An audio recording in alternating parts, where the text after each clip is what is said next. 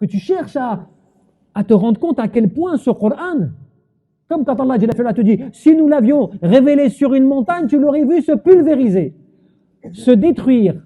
Par quoi? Khashatillah, par crainte d'Allah, par humilité à l'égard d'Allah. Ce n'est pas pour rien. Ce n'est pas pour rien que tu imagines, Allah il te donne une métaphore en te disant, ce Coran-là, s'il avait été révélé sur des montagnes, sur une montagne, tu l'aurais vu se pulvériser. Tu l'aurais vu s'humilier, se détruire, par crainte d'Allah.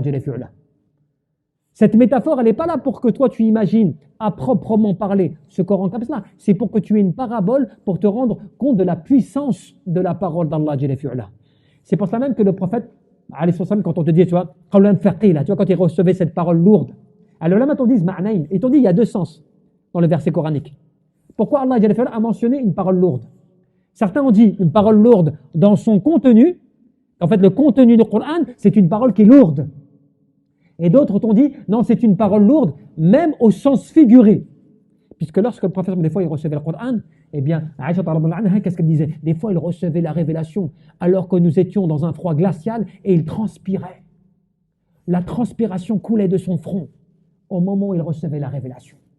Ou bien lorsqu'il était sur sa chamelle s'agenouillait par le poids qu'elle recevait, eh bien, subhanallah, de la révélation. Ou un compagnon, une fois, avait sa jambe collée à celle du prophète, et il a dit, une fois, alors qu'il recevait la révélation et que ma cuisse était collée à la sienne, j'ai cru que ma cuisse allait se casser. Subhanallah.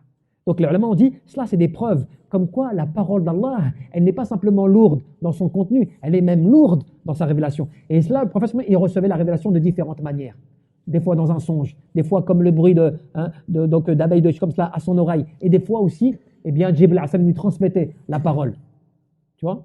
Mais il recevait cela comme quelque chose de très dur, de très lourd à supporter sur le moment. Et bien sûr qu'il n'était pas à proprement parler quelque chose de désagréable, mais c'est pour dire que la pression, tu vois, la pression du fait de ce qu'il recevait, la grandeur de ce qu'il recevait. Tu vois